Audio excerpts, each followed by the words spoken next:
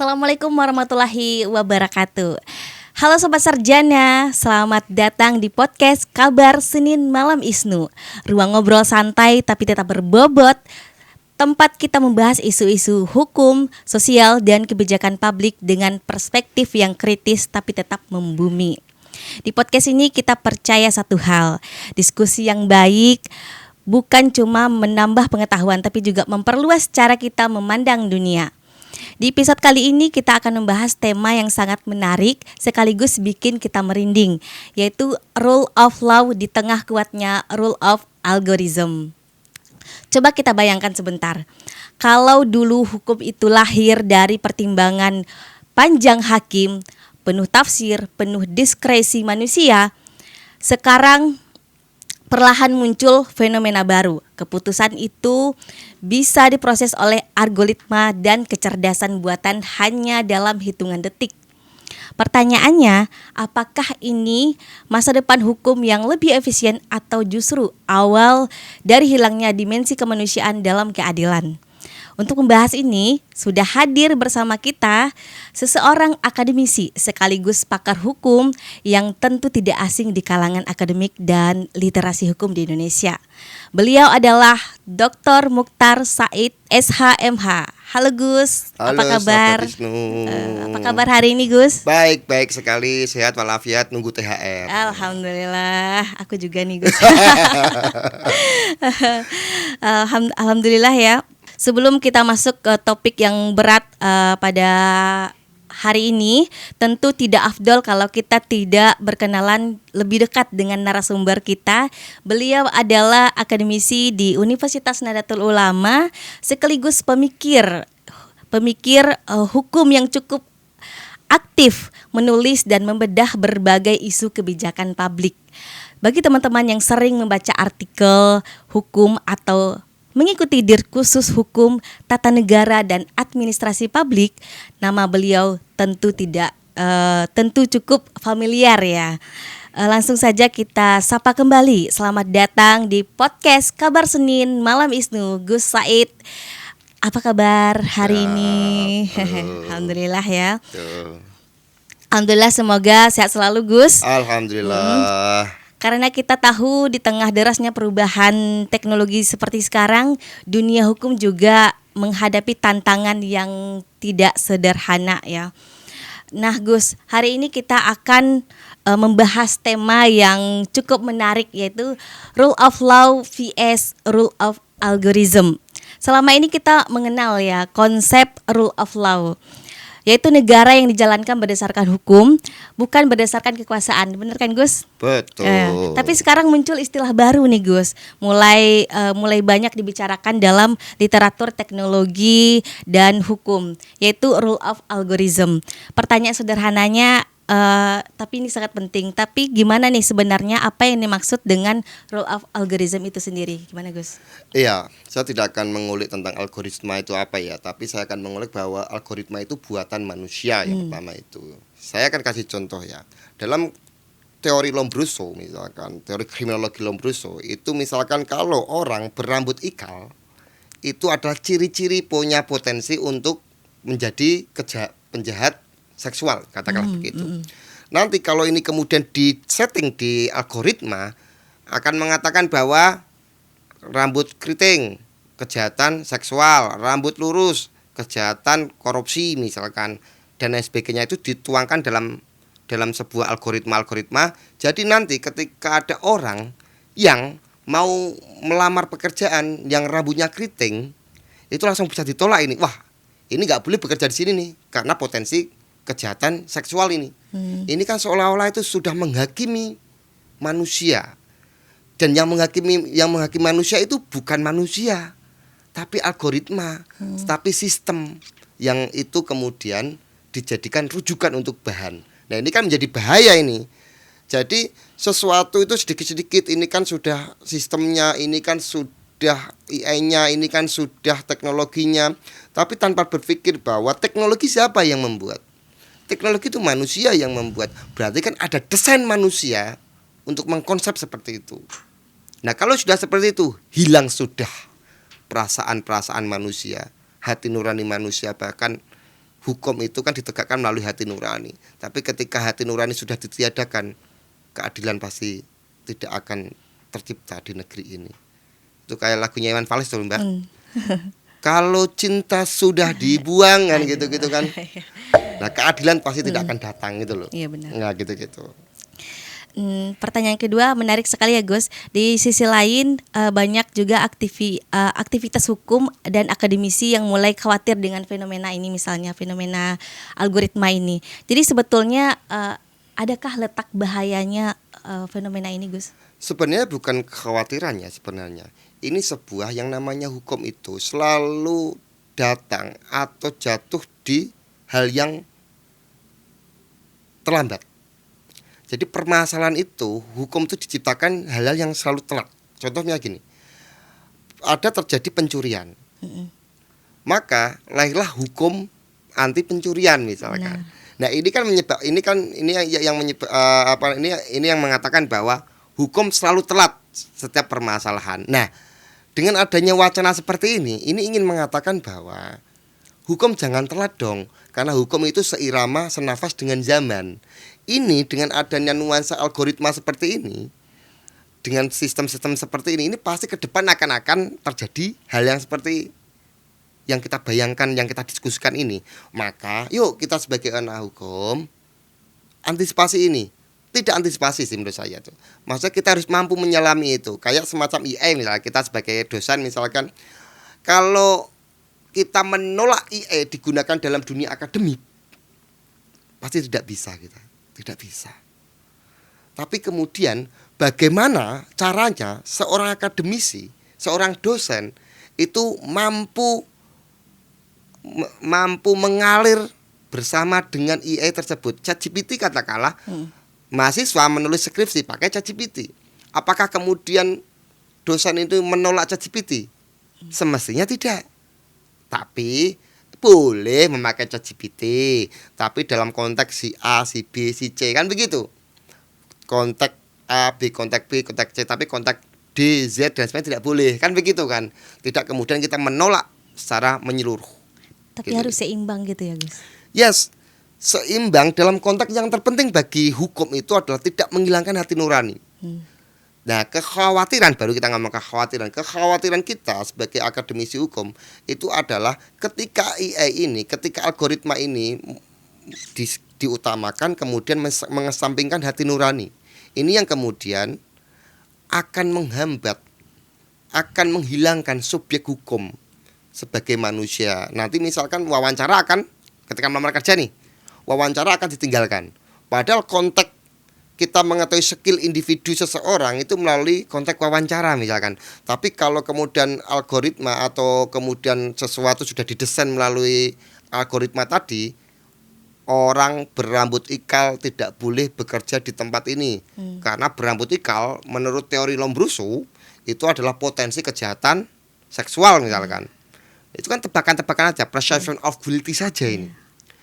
Nah, kalau sudah diterapkan itu dalam IE, nanti tinggal klik saja tanpa ada hati nurani, ditolak, klik ditolak dan sebagainya. Kayak kita saya nggak pernah sih, kayak sampean itu pinjaman online kan, sering kan pinjaman online? Enggak sering ya, enggak tapi pernah itu kan. Itu kan tinggal klik aja itu kan, benar. kan gitu kan. Nah, dia tidak akan mengira kenapa dia pinjaman online, atau kayak BI checking katakanlah. Ini tidak bisa. Ini BI checkingnya jelek karena dia punya hutang A, hutang C misalnya. Tanpa mengetahui bahwa kenapa nama jenengan siapa Mbak? Manisa. Kenapa Manisa ini BI checkingnya jelek? Oh dia banyak hutang misalkan. Dia tidak akan ditanya, Manisa tidak akan ditanya, kamu hutang kenapa? Padahal dia hutang itu untuk menafkahi keluarga. Biaya pendidikan yang semakin mahal ini. Biaya kesehatan yang semakin mahal ini. Padahal pendidikan kesehatan itu adalah kewajiban pemerintah. Dengan adanya Manisa hutang, kemudian BI checkingnya itu berpengaruh jelek, Bank Indonesia tidak berpikiran, oh Manisa itu hutang karena untuk bayar SPP, Kenapa dia untuk bayar SPP? Karena negara tidak mampu membiayai Manisa untuk sekolah. Wajar dong dia utang. Sehingga BI checkingnya jelek karena dia nggak bisa bayar utang. Oke, kalau itu untuk biaya pendidikan, maka saya kasih keringanan dong. Kan tidak bisa seperti itu kalau kemudian kita ngomong algoritma tadi. Kita sudah diprosedurkan oleh sistem tadi. Nah, ini yang harus kita dobrak di situ. Boleh sistem, boleh, tapi sistem yang buat siapa? Yang buat manusia juga. Artinya ketika ada sistem yang menghalangi kemanusiaan, berarti sang pembuat bisa dipertanyakan dia manusia atau tidak. Makanya dalam konteks hukum ini, meskipun sistem ini sudah mengatakan A, B, dan C, ternyata menghalangi dan bahkan bisa menimbulkan kejahatan, yang dihantam, yang dipidana, yang dihukum bukan sistemnya ini, tapi siapa yang mendesain itu? Kan gitu. Yang mendesain manusia, maka kita hukum dia. Karena dia sudah menghilangkan hati nurani. Berarti harus memakai hati nurani juga. Pakai hukum itu esensinya itu. Hukum esensinya itu. Kalau hukum sudah tidak menggunakan hati nurani, kacamata kuda saja, itu namanya bukan orang hukum itu. Itu namanya orang undang-undang. Itulah kenapa bedanya di Indonesia dengan Malaysia. Malaysia itu namanya bukan fakultas hukum, tapi fakultas perundang-undangan. Kalau di Indonesia itu adalah fakultas hukum. Kenapa fakultas hukum? Karena disitulah hati nurani masuk. Kalau fakultas undang-undang, ente baca undang-undang saja sudah cukup. Tidak perlu Anda fakultas hukum. Iya, benar. Tidak perlu kuliah fakultas hukum. Tidak perlu kita ngobrol soal hukum progresif. Tidak perlu kita ngobrolin soal kemanusiaan, keadilan. Tidak perlu, cukup pasal saja. Tapi di Indonesia itu namanya fakultas hukum. Fakultas yang belajar tentang hukum, di dalamnya adalah hati nurani di situ. Selain itu fakultas undang-undang. Kalau kita sudah ngomong fakultas undang, tidak perlu ada fakultas hukum, bubarkan saja itu fakultas hukum itu. Benar-benar. Makanya kalau aku sangat agak-agak jengkel juga, Mbak, kalau ada anak hukum sedikit-sedikit pasal, undang-undang dan sebagainya, boleh seperti itu. Tapi itu mengurangi esensi anak fakultas hukum. Kalau dia hanya pasal dan undang-undang saja, atau apa bedanya dengan orang-orang teknik? Benar. Yang juga tahu membaca undang-undang. Justru fakultas hukum itu belajar soal tafsir kemanusiaan itu sendiri. Oke, selanjutnya Gus, pertanyaannya, apakah rule of algorithm ini akan menggantikan rule of law atau justru hanya menjadi alat bantu? Jadi gimana menurut pandangan Gus? Ini yang menjadi tantangan tadi. Yang menjadi tantangan kita adalah kita sebagai akademisi hukum ini harus bergelut berkolaborasi dengan banyak pihak ini. Makanya ketika ISNU itu ada terdiri dari teknik, cyber dan sebagainya, sosiologi dan sebagainya, ini perlu dibicarakan ini. Apakah kemudian ini menjadi pengganti, menjadi role of law? Semestinya tidak. Ini sebagai alat bantu saja. Kayak semacam ChatGPT misalnya, itu seharusnya juga menjadi alat bantu. Yang namanya alat bantu itu tidak menjadi dasar. Pertimbangan iya. Tapi tidak menjadi pemutus. Kan gitu. Masih ada sisi-sisi kemanusiaan yang harus ditampilkan. Nanti kalau nggak begitu, dalam pengadilan misalkan, tidak perlu dong ada orang pembelaan, tidak perlu ada jaksa, tidak perlu ada hakim. Tinggal ketik hukuman 15 tahun misalkan. Terus apa gunanya? Hakim yang lain-lain. Hakim dan lain sebagainya. Karena kita ke pengadilan itu untuk mencari keadilan. Benar. Kan begitu? Iya. Kalau nggak ada pengadilan, tidak ada keadilan. Misalkan demikian kan. Nah, gunanya ada pengadilan itu adalah para pihak yang kemudian bermusyawarah atau berdiskusi, meskipun melalui gugatan, pledoi dan sebagainya itu kan. Nah, di sini esensinya di situ. Alat bantu silakan, sama sekarang menjadi alat bantu kok. Bahkan kemudian sekarang itu kalau rekaman itu kan juga menjadi alat bantu. Itu salah satu alat bukti. Yang dulu kemudian itu dijadikan nanti ada di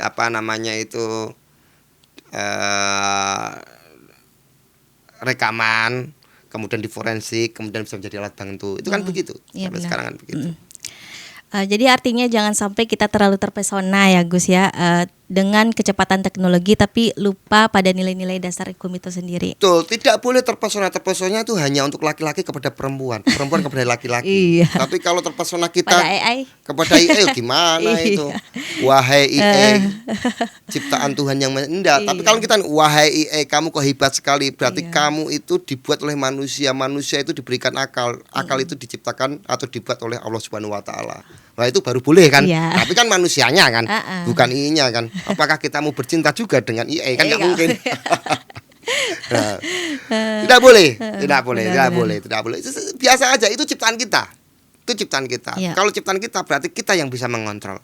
Kan Kita gitu bisa aja. kontrol Bisa itu. kontrol. Itu yang dinamakan subjek. Subjek itu mengontrol objek, bukan objek yang mengontrol subjek. Sama, itu loh. Sama ini di kita sebagai intelektual. Intelektual itu tantangannya itu dia ngikuti arus atau menciptakan arus. Menciptakan arus. Menciptakan arus harusnya kan. Iya. Tapi kenapa kemudian ada yang kita terkesima dengan adanya handphone yang keren sehingga kita harus beli, harus hutang dan sebagainya? Enggak. Iya. Biasa aja. Oh, keren juga ya. Biasa aja keren misalkan gitu loh. Nah, kalau kita lihat konteks di Indonesia nih, yang sedang gencar melakukan digitalisasi ya Gus, pemerintahan dan sistem hukum, menurut Gus Said, apa langkah penting yang harus dipersiapkan Oleh oleh kita sebagai kalau yang Orang perlu yang- dipersiapkan dalam konteks ini, kalau kita sebagai akademisi ya, dalam persiapkan ini adalah satu, soal rumusan-rumusan pembelajaran kita sudah mulai harus melangkah ke IE. Artinya yang namanya hukum itu kan laboratoriumnya sosial.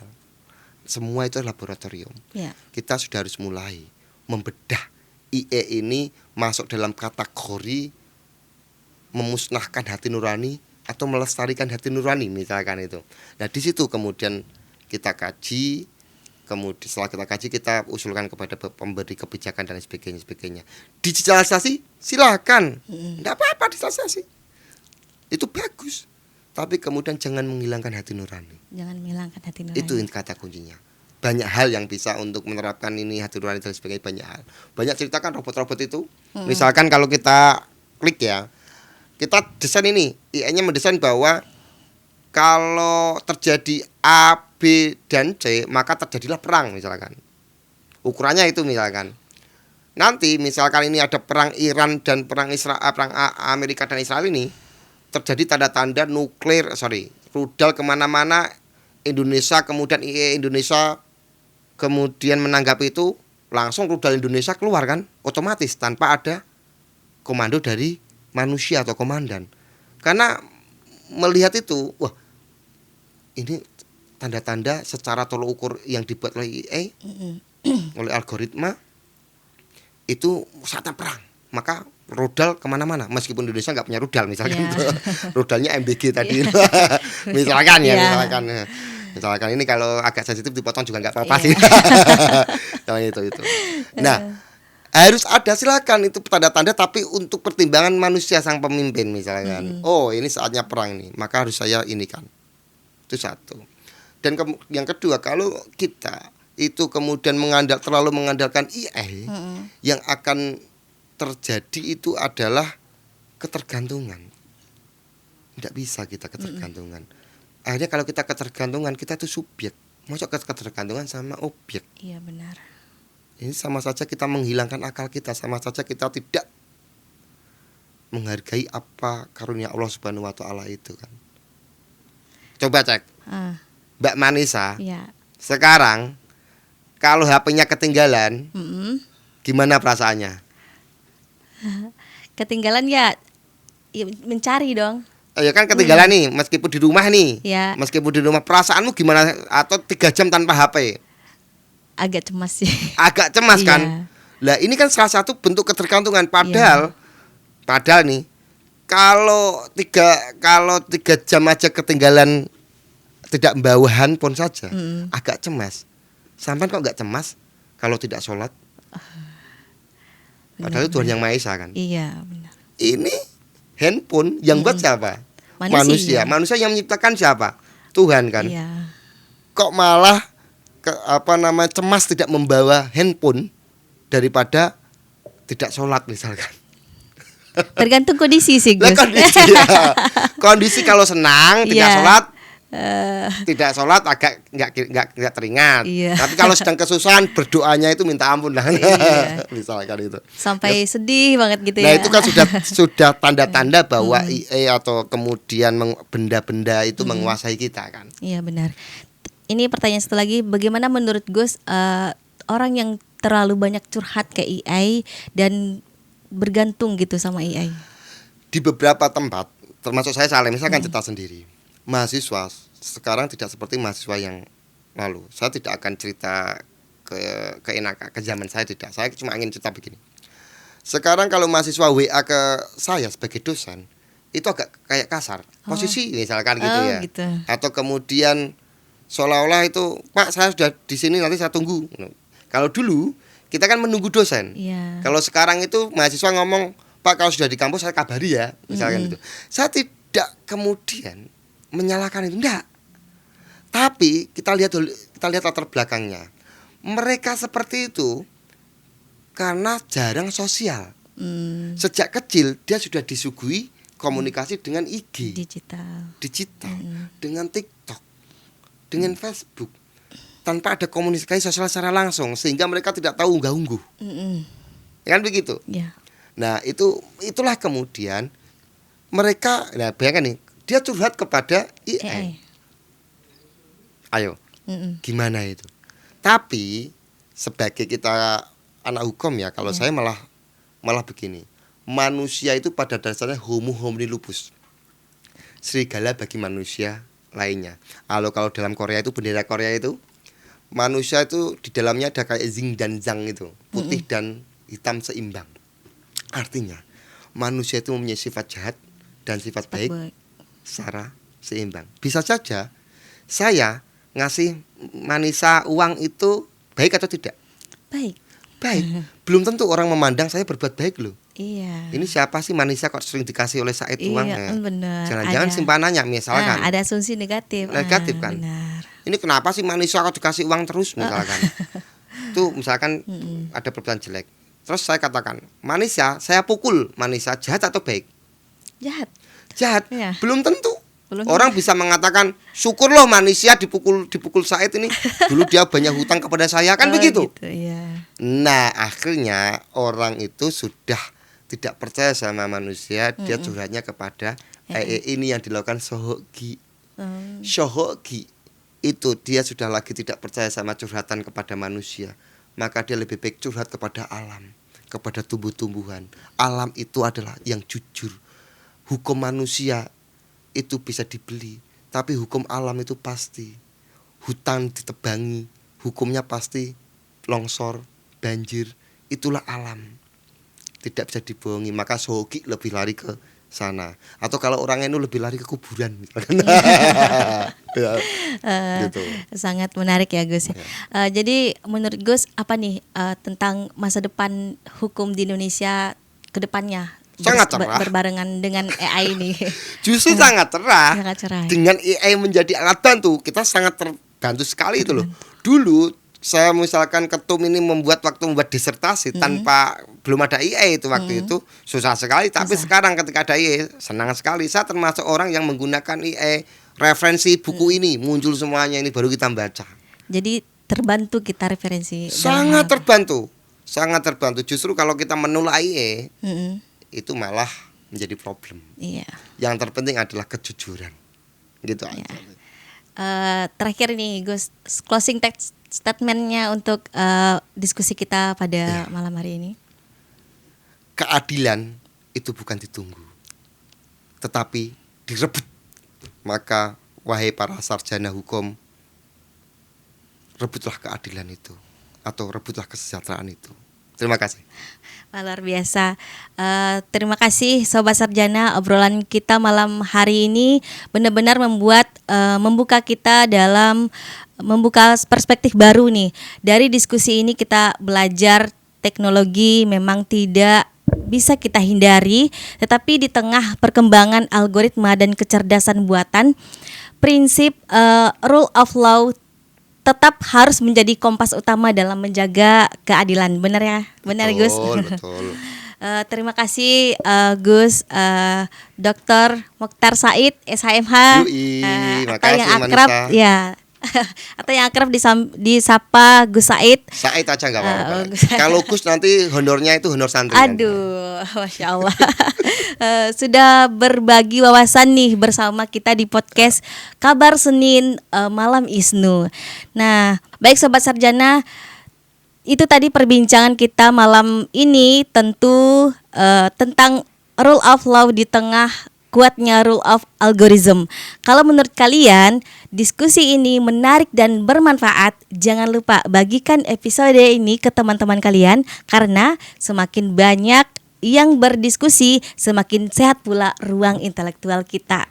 Saya Manisa pamit undur diri, sampai jumpa di podcast Kabar Malam Isnu berikutnya. Salam sarjana, salam berdaya, salam berdampak.